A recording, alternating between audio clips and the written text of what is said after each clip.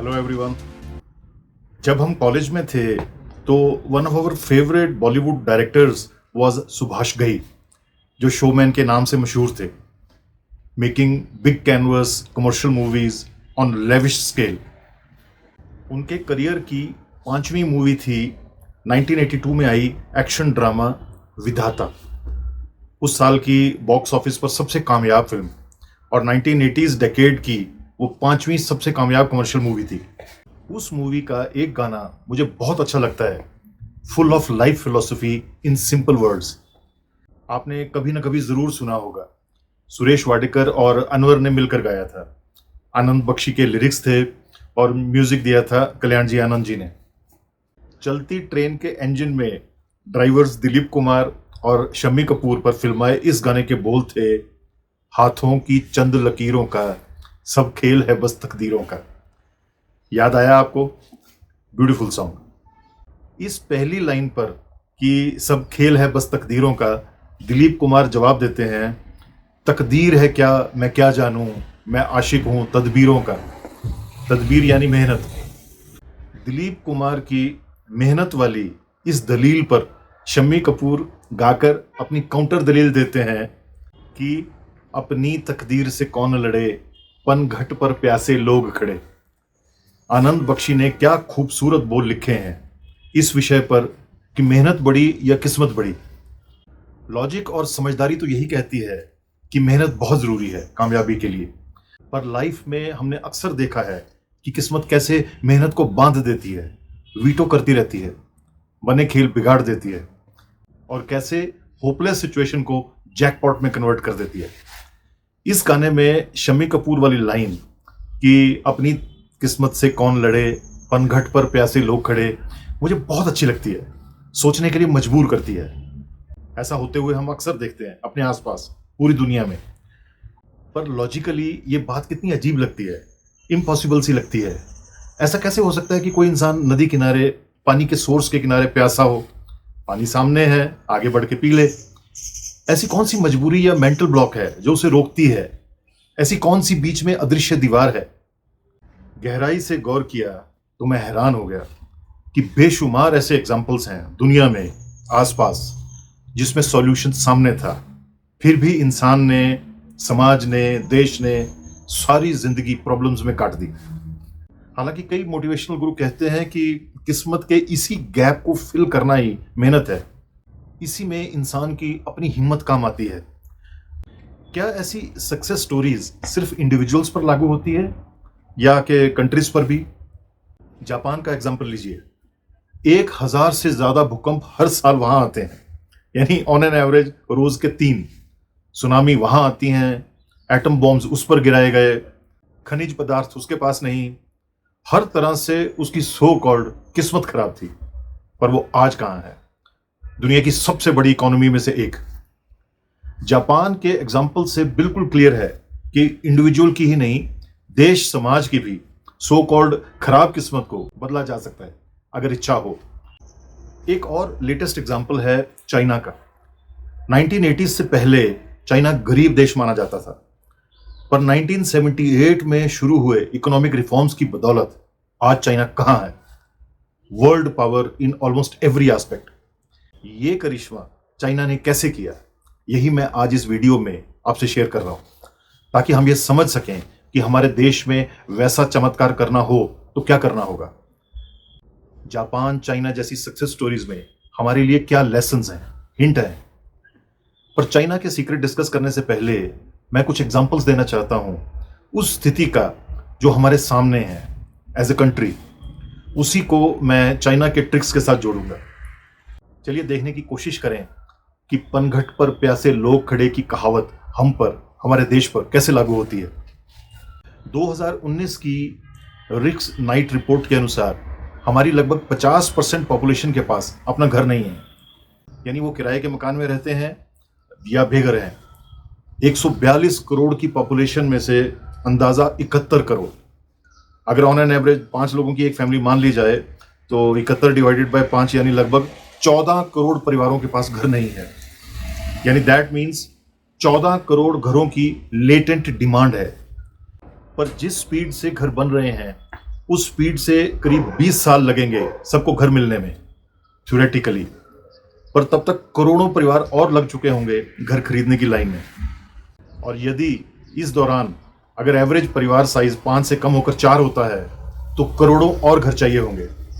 और अभी तो मैंने जोड़े नहीं वो घर जो पुराने हो चुके हैं और तोड़कर नए बनाने की जरूरत है। कुल मिलाकर बड़ी जबरदस्त शॉर्टेज है, कितना बड़ा घरेलू बाजार है सामने। पर उल्टी दिशा से देखें तो वहीं विडंबना ये है कि इस मेगा डिमांड के ठीक सामने है करोड़ों फ्री बैठे मजदूर, हजारों लाखों फ्री या underemployed architect, civil engineers. Construction equipment free है, उनके ऑपरेटर्स अंडर यूटिलाइज्ड हैं। Construction material manufacturing capacity expansion hold पर है। करोड़ों लोग काम मांग रहे हैं कि हमसे घर बनवाओ, और करोड़ों कह रहे हैं कि हमें घर चाहिए। ये है टिपिकल एग्जाम्पल नदी के किनारे प्यासों के होने का। आप कहेंगे कि बिना पैसे के घर बनाने वाले बनाएंगे कैसे और खरीदने वाले खरीदेंगे कैसे? ऐसा थोड़ा होता है, इतना आसान नहीं है। सही पकड़े हैं, पर जापान चाइना ने यही इंश्योर किया।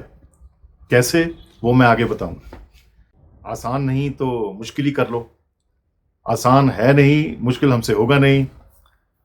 जापान, चाइना, सिंगापुर वगैरह ने इम्पॉसिबल को इम्पॉसिबल नहीं माना, अटेम्प्ट किया। डिमांड सप्लाई को जोड़ना ही पड़ेगा, इसके अलावा कोई रास्ता नहीं है। इसको उन्होंने पहचाना और आउट ऑफ द बॉक्स सोचा, एक्सपर्ट्स को इन्वॉल्व किया, कैलकुलेटेड रिस्क लिया। आगे शेयर करूंगा। पहले कुछ और एग्जांपल्स देता हूं। देश में करीब 32 करोड़ लोग निरक्षर हैं। मैं एजुकेटेड नहीं कह रहा, इलिटरेट। और दूसरी तरफ लाखों बीएड हैं जो घर फ्री बैठे हैं। और सुनिए, 2022 के डेटा के अनुसार ऑन एन एवरेज 1000 लोगों में से एक से भी कम डॉक्टर हैं हमारे यहाँ, और 1000 लोगों के लिए सिर्फ 2 नर्स।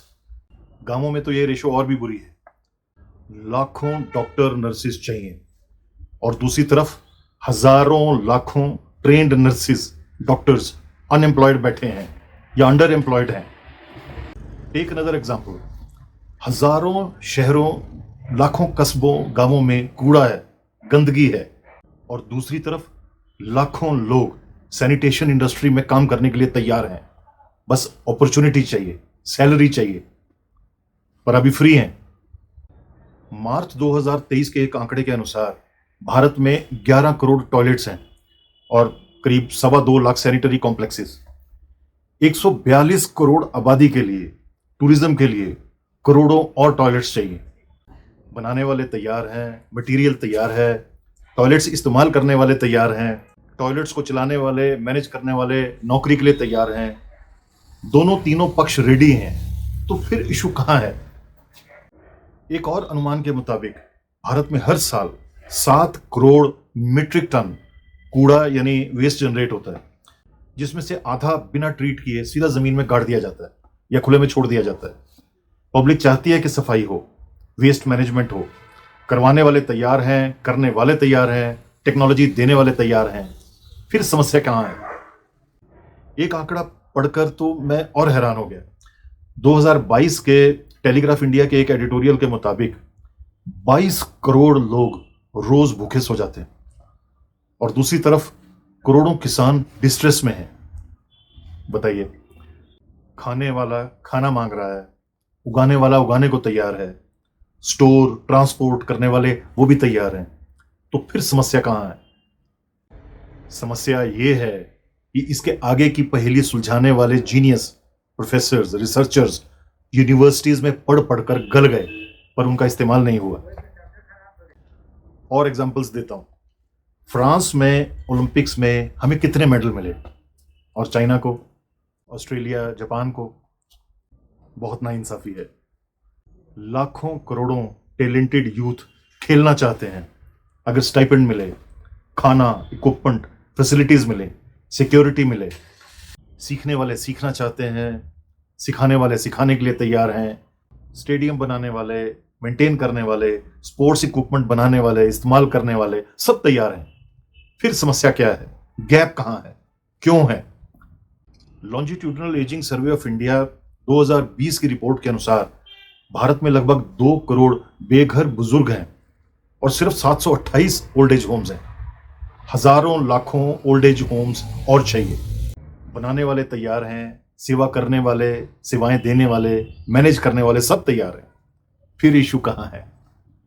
जिधर भी आप देखें डिमांड है, सप्लाई वाले भी तैयार हैं, पर फिर भी मुफलसी है, उदासी, डिमोरलाइजेशन है। सिर्फ लैक ऑफ विजन के कारण, पैसा ना होने के कारण, या और कुछ रीजन है? बॉटलनेक्स के सॉल्यूशंस का दशकों से इंतजार है। पनघट पर प्यासे लोग खड़े। गरीब चाइना ने ये कैसे किया था? चाइना ने वो ट्रिक लगाया इकोनॉमिक्स का, वही जो जापान ने लगाया था Hiroshima Nagasaki second world war की तबाही के बाद। चाइना के सामने भी अरबों गरीब लोग थे। ये सभी समस्याएं थी जो भी आपसे डिस्कस किया, इससे भी ज्यादा, पर पैसा नहीं था। उसके सामने वही उलझन थी कि मुर्गी पहले आएगी या अंडा, पैसा होगा तो तरक्की होगी या तरक्की के बाद पैसा आएगा। करोड़ों लोगों और देश की आर्थिक तरक्की, इकोनॉमिक डेवलपमेंट इसलिए नहीं हो रही थी क्योंकि उनके पास पैसा नहीं था उन सब कामों के लिए। फिर इकोनॉमिस्ट ने दिमाग लगाया कि पैसा क्यों नहीं है, खुद ही तो छापना है सरकार ने, छापो। फिर सवाल उठा, छपने से इन्फ्लेशन हो गई तो? जवाब आया कि जब इकोनॉमिक एक्टिविटी बढ़ेगी, चेन रिएक्शन होगी, तो सारी मनी सप्लाई एब्जॉर्ब हो जाएगी। फिर सवाल उठा कि लोगों को पैसे देंगे कैसे, कोलेट्रल तो था नहीं बहुतों के पास। जवाब निकला कि इजी लोन दे दो, सेल्फ गारंटी पर, जेंटल पर फर्म कंट्रोल के साथ। रिस्क तो लेना पड़ेगा, सरकार ले भी सकती है। वैसे भी तो चाइना गरीब और स्ट्रगलिंग ही था, क्राइसिस में था। और आइडिया आया कि मेगा प्रोजेक्ट्स शुरू किए जाएं जो गवर्नमेंट स्पॉन्सर्ड हो। आशा ये थी कि अगर डिसिप्लिन से, भरोसा करके लाखों कोऑर्डिनेटेड इकोनॉमिक एक्टिविटीज को शुरू किया जाए, लोगों को सपोर्ट किया जाए, तो सब कारोबार चल पड़ने पर वो सब इकोनॉमिकली इंडिपेंडेंट होने लगेंगे और कर्ज भी उतार सकेंगे। वैसे भी ईस्टर्न फिलॉसफी में कहा जाता है कि man is not basically evil, he is basically good. कर्ज उतारने की नीयत सबकी होती है, दिल से कोई नहीं चाहता डिफॉल्ट करना। ये सोचा गया कि लाखों करोड़ों लोग निठल्ले बैठेंगे तो कैसे चलेगा। चाइना ने मोटे तौर पर यही किया, मनी सप्लाई दी, प्रोजेक्ट्स स्पॉन्सर किए, सपोर्ट किए, सॉवरेन गारंटी दी, और लोग ईएमआई भर सकें। चाइनीज थिंक टैंक ने इसका भी हल निकाला। जो घर खरीदेगा वो चाहेगा कि घर की ईएमआई के लिए उसको काम भी मिले, सरकार ने उसको काम दिलाया। ठीक वैसे ही सरकार ने घर बनाने वाले आर्किटेक्ट्स, सिविल इंजीनियर्स और मजदूरों, कंस्ट्रक्शन इक्विपमेंट बनाने और चलाने वालों, कंस्ट्रक्शन मटेरियल बनाने और ट्रांसपोर्ट करने वालों, इन सबको काम दिलाया। कुल मिलाकर हर फील्ड में इकोनॉमिक एक्टिविटी ट्रिगर की गई, प्यासों को कुएं से मिलाया गया। नतीजा करिश्मा हो गया।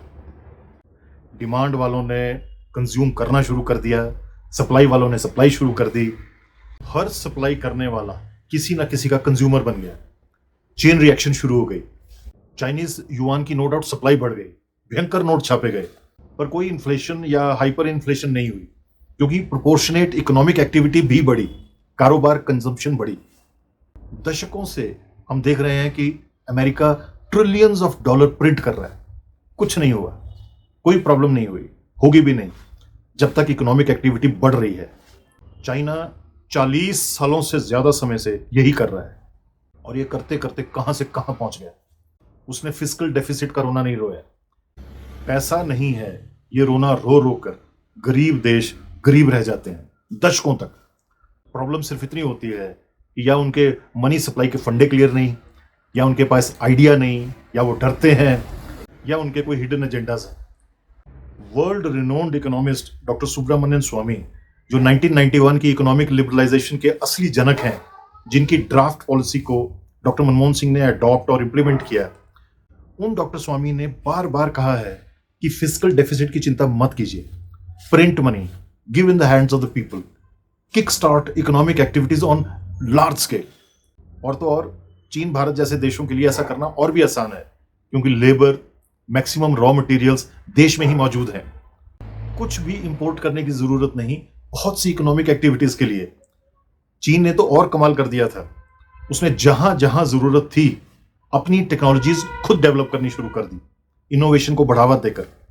उसने यूनिवर्सिटीज खोली, वहां रिसर्च एंड डेवलपमेंट बढ़ाई गई, साइंटिस्ट को काम मिला, टीचर्स प्रोफेसर्स को काम मिला, टेक्नोलॉजी इंपोर्ट नहीं करनी पड़ी, फॉरेन एक्सचेंज खर्च नहीं करनी पड़ी टेक्नोलॉजी खरीदने के लिए।